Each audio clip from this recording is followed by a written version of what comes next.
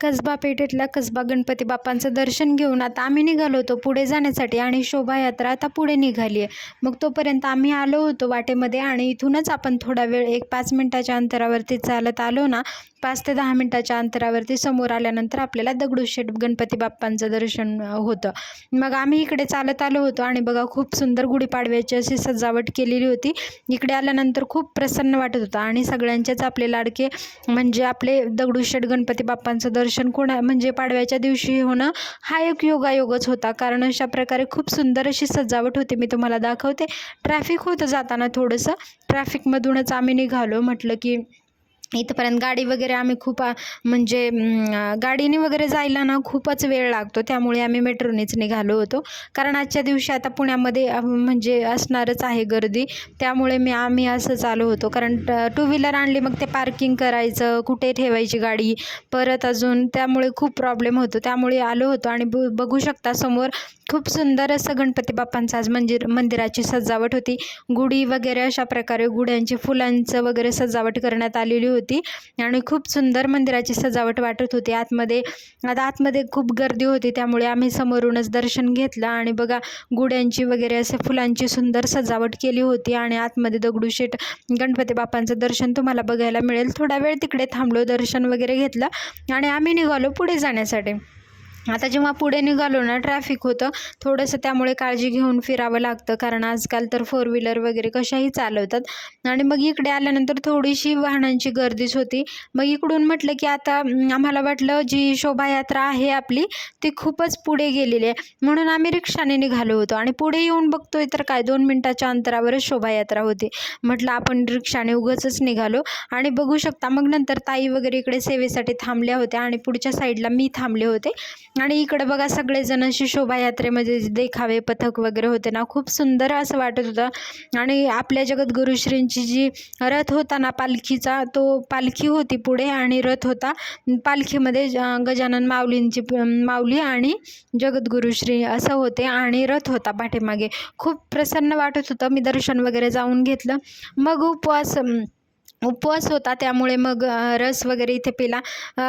पालखीमध्ये पिण्यासाठी खूप जणांना लस्सी ताक वगैरे असं होतं, पण मी नाही घेत. त्याच्यामुळे मी रस वगैरे पिला आणि पुढे आलो होतो सारसबागच्या इकडे.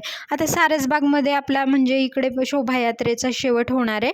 तर अशा प्रकारे बघा सगळेजण शोभायात्रेमधून खूप सुंदर खूप म्हणजे उल्हासामध्ये खूप सुंदर अशा प्रकारे निघाले होते. आणि जगद्गुरुश्रींचं बघा आगमन इकडे झालेलं आहे सारसबागमध्ये. दर्शन वगैरे खूप छान पद्धतीनं झालं. आणि इथून आपल्याला जायचं आहे बागेमध्ये. मी तुम्हाला दाखवते. आतमध्ये खूप सुंदर अशा प्रकारे नियोजन करण्यात आलं होतं. प्रत्येक वर्षीच असतं असं नियोजन. छान वाटतं आणि इकडे आल्यावर वेळ कसा जातो, प्रसन्न वाटतं वातावरण. सगळ्यात महत्त्वाचं टेन्शन मला असं होतं की म्हणजे मला जास्त सुट्टी नव्हती, हाफ डेची सुट्टी दिली होती मॅमनी. आणि मला तेच विचार होते सारखे की मला परत जायचं आहे. पण म्हटलं जे होईल ते होईल, सोडून देऊयात म्हटलं, जगद्गुरुश्री बघून घेतील. कारण मला शोभायात्रेला काही केलं तर यायचंच होतं. आजचा आपला हिंदू नवीन वर्ष सुरू झाले आणि आजच्या दिवशी आपण सेवा नाही केली तर मग कसं. म्हणून मी पहिल्या दिवशी मला काही केलं सेवेला यायचंच होतं. म्हणून मी आणि ताई सगळेजण आम्ही आधीच ठरवलं होतं. मग वरती आलो मंदिराकडे.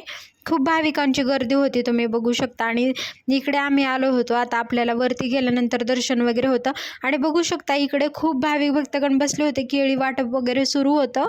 आणि जे भाविक भक्तगण आपले शोभायात्रेमध्ये आले होते ना त्यांच्यासाठी सगळी वगैरे प्रसादाची, नाश्त्याची वगैरे फराळाची सोय केलेली होती. आणि आम्ही सगळेजण केळी वाटप केलं सगळ्यांनी. मग थोड्या वेळामध्ये आरती वगैरे झाली, सांगता आरती झाली, दर्शन घेतलं आणि मग निघालो आम्ही घरी जाण्यासाठी. तर नंतर खूप वेळ थांबलं होतं. ऊन पण थोडंच होता. पण जेव्हा बघा ना जगद्गुरुश्रींची कसा म्हणजे चमत्कार असतो आपला, की जसं आम्ही सारसबागमध्ये आगमन म्हणजे आम्ही जगद्गुरुश्री आले आणि प्रतिमा जशी स्थापन झाली त्यावेळेला एकदम असं शांत वातावरण झालं. ऊन कुठे गायब झालं कळलंच नाही. सगळं ऊन गायब झालं आणि तेव्हापासून असं आभाळ आल्यासारखं वातावरण झालं ना. सगळेच म्हटले बघा आपण असं उन्हातून आलो आणि माऊलींना किती काळजी आहे की शांतच झालं वातावरण. हा असतो आपल्या गुरूंचा अनुभव. हे अनुभव आपण प्रत्येकाने घेतलेले आहेत. हे खूप अनुभव घेतलेले आहेत आपण. मला खूप छान वाटलं. सगळ्यांनी ते बोलून सुद्धा दाखवलं खूप जणांनी. आणि मी पण तो अनुभव स्वतः प्रत्यक्षामध्ये घेतला. आणि मग आलो होतो स्वारगेट स्टेशनला परत जायचं होतं. फराळ वगैरे केला होता आणि बघा किती सुंदर अशी गुढी उभारली होती, गुढी होती. आणि आजचा माझा अनुभव बघा ना, मी मेट्रोच्या इकडे आले होते आणि माझ्या मनामध्ये जे होतं ना की आता मला मॅडम फोन करतील, परत मला ये म्हणतील वगैरे.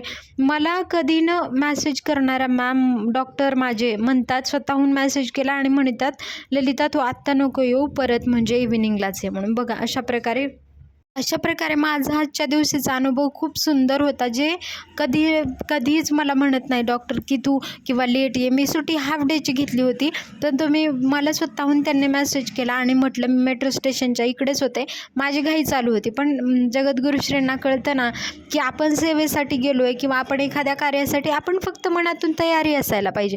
हा मला खूप छान अनुभव होता आजचा पहिल्याच दिवशी बघा ना.